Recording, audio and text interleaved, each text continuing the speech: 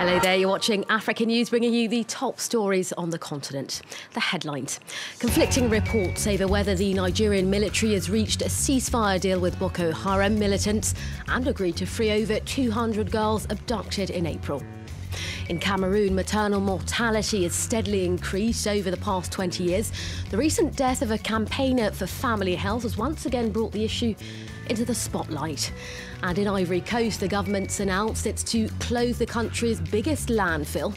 But in some parts, the growing mass of waste has become unmanageable. We bring you an exclusive report. But first to our top story. There are conflicting reports this Friday over whether the Nigerian military has reached a deal with Boko Haram militants. Nigeria's Chief of Staff, Alex Badi, suggested earlier there'd been a ceasefire agreement with the militant group and a deal over the release of 219 schoolgirls abducted back in April. Well, Nigeria's chief security spokesman has since contradicted that claim, as Lucy Provan reports. They are between 12 and 17 years old. Their kidnappers filmed them veiled and reciting the Quran. 276 girls kidnapped from their secondary school in April by the Nigerian extremist Islamist group Boko Haram. Its chief threatened to sell them as sexual slaves if members of his organisation were not released. I swear to the Almighty God that you will not see them again until you release our people that you captured. 50 girls managed to escape, but as the others remained in captivity, the world was outraged. From First Lady Michelle Obama to politicians and singers, the hashtag #BringBackOurGirls exploded across social media. And even when the news agenda moved on, their families never stopped their campaign. We are here today to demand the immediate and urgent return of our girls. We are angry Nigerians. It's taken too long. President Goodluck Jonathan has been criticised for his slow response to the crisis. On Friday, the government announced it had reached a ceasefire with Boko Haram and an agreement that the girls would be released. The agreement was reached at a meeting between a federal government official, Boko Haram representatives, and officials of the Chadian government.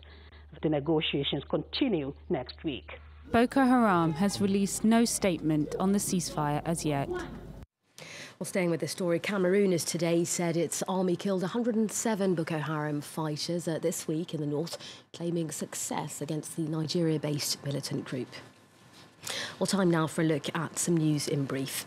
International pledges to fight Ebola in West Africa have yet to impact on the epidemic. The message from Médecins Sans Frontières this Friday, as the charity, which is active across West Africa, said the virus is out of control. Nearly £250 million have been donated to UN agencies since an appeal in September, but the UN estimates $1 billion is needed to tackle the epidemic. Well, meanwhile, East African countries are taking extra precautions to contain the virus at their international airports. Until now, the disease has been confined to West Africa, but the WHO says Kenya could be a high-risk zone for Ebola due to daily flights to West Africa.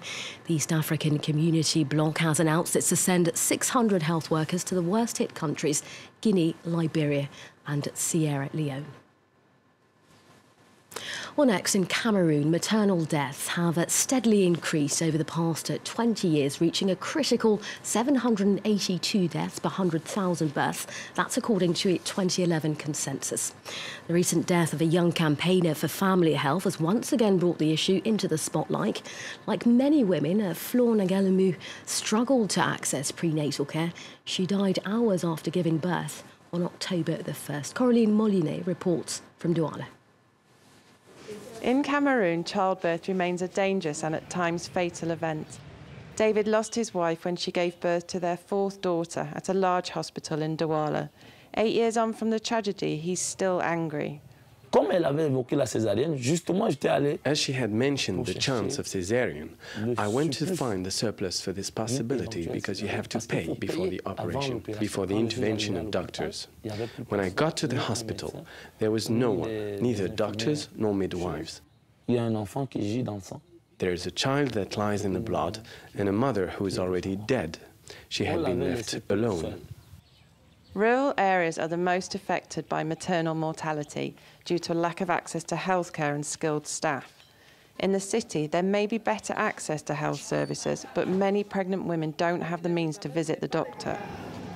Madam, you have not done ultrasound. Why you did not do ultrasound? There is no money. Well, she tells you that there is no money, so this is our real problem here. At this small hospital situated in one of Douala's poorer neighbourhoods, most patients are unable to afford prenatal care. Many don't go to the doctors until they're in their 3rd trimester. It's too late because the woman arrives in the 3rd trimester not having had HIV testing, vaccines and ultrasounds that normally occur each trimester. It is not only the mother's life that is in danger, but also that of a child. In May, the government launched a programme to fight against maternal mortality, but for now, the rate of maternal deaths in Cameroon remains 70 times higher than in France.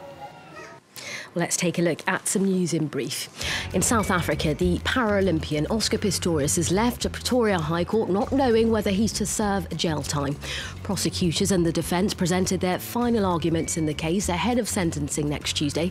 Pistorius was found guilty of the negligent killing of his girlfriend Riva Steenkamp on Valentine's Day last year. Mozambique's main opposition party, RENAMO, has vowed to challenge fraudulent results, suggesting the ruling Frelimo party has won national polls. RENAMO's leader, Alfonso da Clama, claims that Wednesday's presidential and legislative elections were marred by widespread irregularities. Da Clama has, however, vowed that the Mozambique won't return to civil war. And in Mali, at least 6 people have been killed in violence between armed factions and pro-government militias. Mali's northern desert region is home to nomadic Tuaregs who want greater autonomy for a region known as Azawad for decades. The clashes in Gao come just ahead of peace talks later this month in Algiers. Ivory Coast government has announced it's to close the biggest landfill in the country.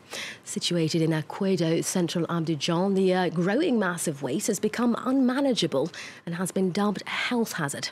This report from France 24's Arnaud Froger, Anna Sylvestre Trenet and Tamazin Ford. The mountains of putrid waste are endless. The city's rubbish has been dumped here for the last 50 years. Garbage trucks stream in daily, unloading around 3,000 tonnes of rotting waste every day. For nearby residents, it's a living nightmare. Our little village of AKOUEDO is really being overtaken by waste. If this continues, in 2 or 3 years, AKOUEDO will no longer exist. It will be a waste site. The neighbourhood of AKOUEDO is not far from here, the city centre. For residents, the smell is one of the hardest things to bear. It latches on to everything. But it's the diseases spread by the flies and animals living off of the muck that are particularly dangerous. When you get up in the morning, you feel like your body's burning. You ache, some people get cancer, and some young women become sterile.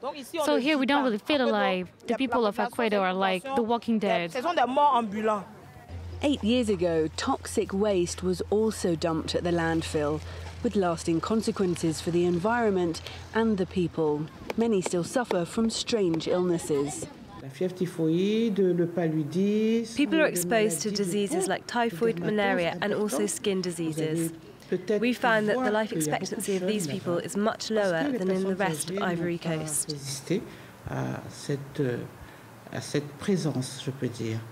Life expectancy in AKOUEDO is 45. That's 5 years less than the rest of the country.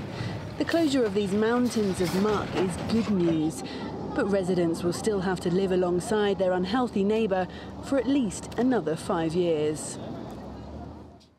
OK, your Africa team is back in about 45 minutes' time. Don't forget, for more news, you can always check out our website at france24.com. Up next, more international headlines, so do stay tuned for that.